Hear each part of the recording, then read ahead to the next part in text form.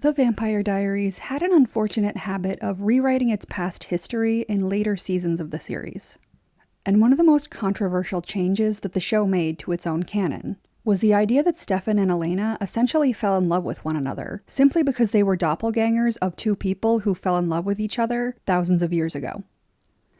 Regardless of how anyone feels about Stefan and Elena's relationship, it can be nearly universally agreed upon that retconning the main romance of the first half of the series was a bizarre, pointless decision that added nothing to the narrative. But in the broader context of the entire storyline, and the characterization of a great deal of the characters, it presents an interesting possibility that the show never really addressed. Stefan being a doppelganger in his own right is obviously another aspect of the show's mythology that was improvised when the show was already years deep into its storyline. And clearly it didn't make any sense in retrospect. But one interesting facet of Stefan becoming a doppelganger is the seemingly unintentional consistency with which doppelgangers are viewed by other characters in the narrative. Sadly, these flaws could probably be attributed more to bad writing than some intentional world building, but it's very interesting that most of the characters within the Vampire Diaries universe have perceptions of doppelganger characters that are not remotely in line with the people that they actually are. At the start, this is most obvious when it comes to Catherine. The show clearly intends to portray her as a manipulative seductress. But her manipulative nature, her ability to be cruel, and her ultimate willingness to sacrifice anything and anyone in order to save herself aren't exactly elements of her personality that she goes out of her way to hide. So then, what's odd is that she meets an astounding number of people who seem to sincerely believe that she's madly in love with them, and they are literally willing to throw themselves on the sword in order to protect her or give her what she wants. Catherine is undeniably attractive and can be superficially charming, but the fact that so many people so genuinely think that Catherine is truly in love with them, despite her self-serving and often brutal behavior, is a very interesting and inexplicable consistency. Catherine's actual personality and the way in which many people perceive her is often in direct oppositional conflict. And on its own, that seems like it would just be an aspect of her ability to manipulate others. But what's interesting is that Elena is in large part treated in exactly the same way. The vast majority of characters surrounding Elena really seem to think the world of her. Whether they're madly in love with her or just her friend, everyone in the Mystic Falls gang is constantly rallying around her and willing to sacrifice whatever is necessary in order to keep her safe and make her happy. But even further than that, although Catherine and Elena are portrayed as polar opposites, the people around Elena seem to have the very same perception versus reality problem with Elena that they do with Catherine. Elena often behaves in an incredibly self-absorbed manner, isn't particularly concerned about the health or safety of others, and eventually comes to expect everyone around her to do absolutely everything in their power to give her what she wants or believes she needs. And, despite the fact that the narrative seems to be centered around helping and healing Elena, and giving her treatment that doesn't apply to anyone else, the characters around her who are constantly willing to die in order to make Elena happy seem to see her as a person that she objectively is not. All of her friends and loved ones constantly laud the fact that she is outrageously compassionate and caring towards others, at her own expense, while her actual behavior almost never seems to match up to these angelic standards. Tatia is the only other Petrova doppelganger who is mentioned in the series. And of course, there is the progenitor of the entire doppelganger line, Amara. But neither of them gets a particular amount of character development beyond the fact that, once again, people seem to be obsessively in love with them beyond all logic or common sense. This whole concept of the leading female character, and her endless array of identical twins being metaphorical Helens of Troy, is not entirely confusing or surprising.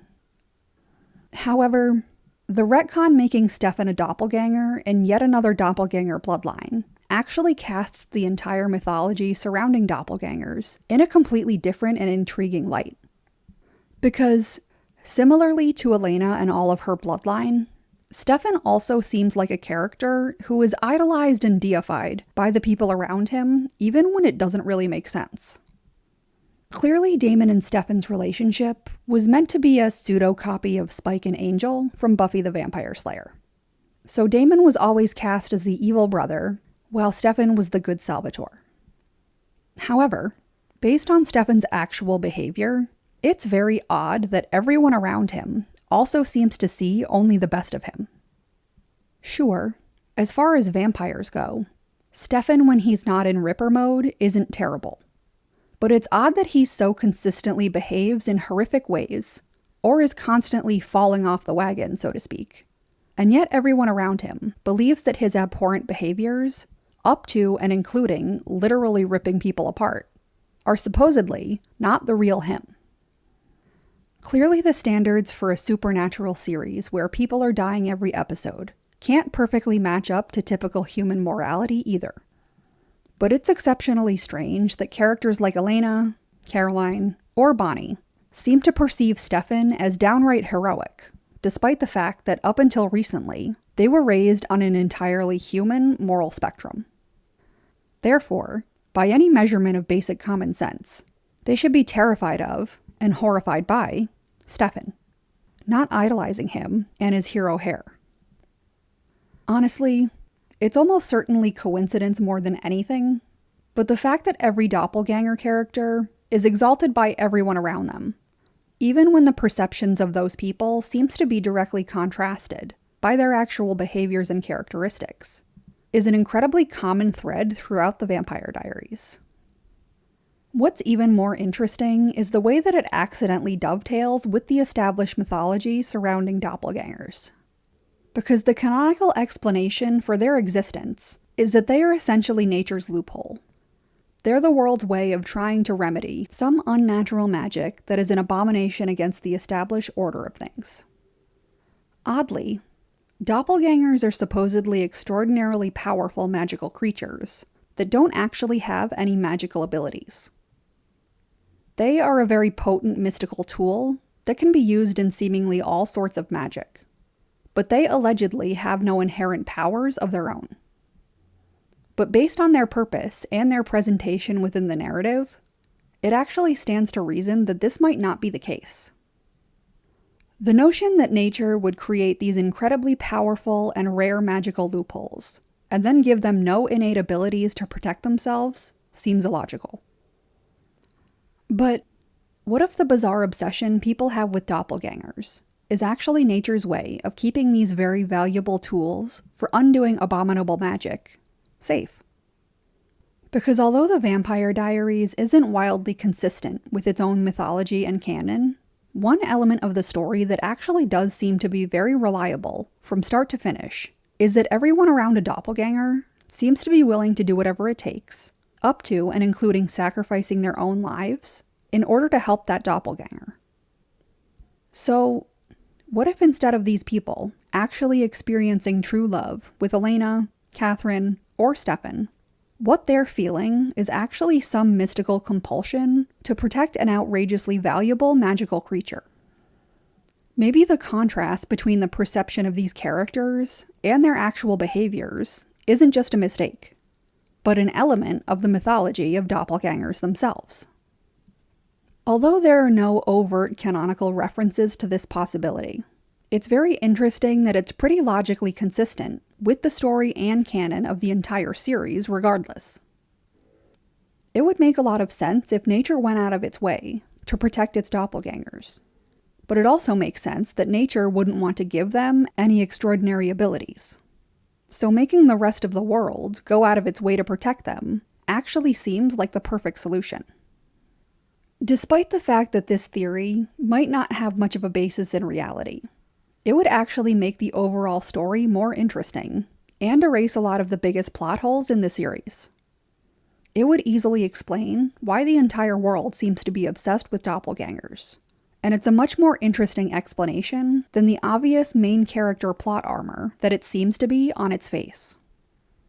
Given that doppelgangers no longer seem to be a part of the contemporary Vampire Diaries universe, it's unlikely that this theory will ever be confirmed or denied.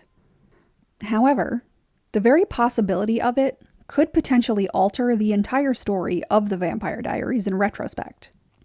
And it's very interesting that it seemingly fits into the entire storyline and mythology so well.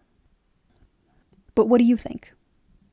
Do the doppelgangers have some kind of supernatural mojo that makes everyone in the world want to protect them? Or is it just a flaw in the writing? Leave your comments and opinions below. And if you're interested in more content like this, like and subscribe.